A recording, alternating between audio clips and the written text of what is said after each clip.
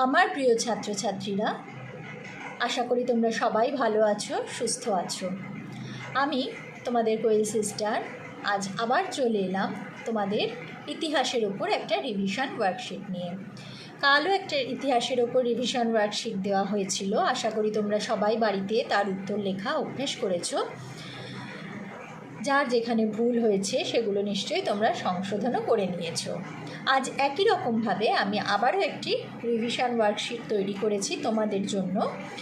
তোমরা ভিডিওটা পজ করে প্রশ্নগুলো খাতায় লিখে নেবে, তোমাদের বাড়ির খাতায়। তারপর বই না দেখে, বড়দের কারোর সাহায্য ছাড়া সম্পূর্ণ নিজেরা উত্তর লেখা অভ্যেস করবে। তারপর সম্পূর্ণ লেখা হয়ে গেলে তোমরা বইয়ের সঙ্গে উত্তর মিলিয়ে নেবে। কারোর কোথাও ভুল হলে সেই ভুলটা তোমরা নিজেরা সংশোধন করে নেবে। তাহলে চলো দেখে নিই আজকে তোমাদের জন্য কি কি প্রশ্ন আছে। দেখো, প্রথমেই রয়েছে 1 নম্বরে যথাযথ উত্তর দাও।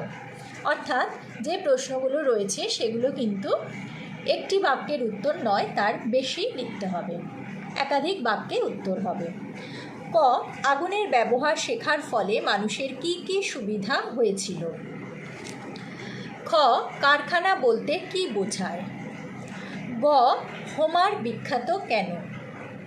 ঘ, সম্রাট অশোক প্রজাদের কল্যাণ সাধনের জন্য কি কি করেছিলেন? 2 নম্বরে রয়েছে টিকা লেখো বেদ। 3 নম্বরে সঠিক উত্তরে টিক চিহ্ন দাও। ক, দেবী এথেনার মন্দিরের নাম ছিল পার্থেনন, অলিম্পাস।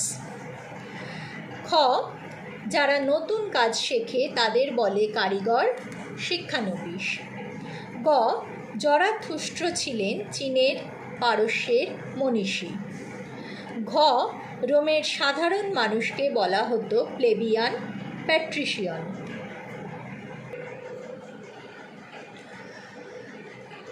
4 নম্বরে রয়েছে দেখো, সঠিক তথ্যে রাইট চিহ্ন ও ভুল তথ্যে কাটা চিহ্ন দাও। 3 নম্বরে যেটা ছিল উত্তরের মধ্যে একটা ঠিক একটা ভুল দেওয়া রয়েছে, তোমাদের ঠিক উত্তরে রাইট চিহ্ন দিতে হবে। আর এটা হচ্ছে সঠিক তথ্যে রাইট চিহ্ন ও ভুল তথ্যে কাটা চিহ্ন দাও। অর্থাৎ কিছু তথ্য তোমাদের এখানে দেওয়া রয়েছে, কিছু বাক্য দেওয়া রয়েছে। সেই বাক্যে তথ্যটি যদি ঠিক মনে হয় তাহলে বাক্যের শেষে রাইট চিহ্ন দেবে, আর যদি মনে হয় ভুল তাহলে বাক্যের শেষে কাটা চিহ্ন দেবে।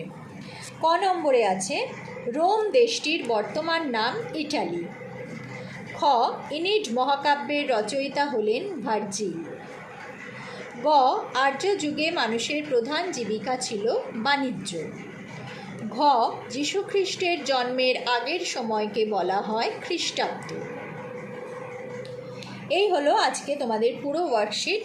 আমি আরও একবার প্রথম থেকে ওয়ার্কশিট দেখিয়ে দিচ্ছি। কারোর যদি কিছু লেখা বাদ চলে যায় বা কিছু অসুবিধে হয় তোমরা আরও একবার দেখে নিতে পারো। আশা করি তোমাদের লেখা বুঝতে কোনো অসুবিধে হচ্ছে না।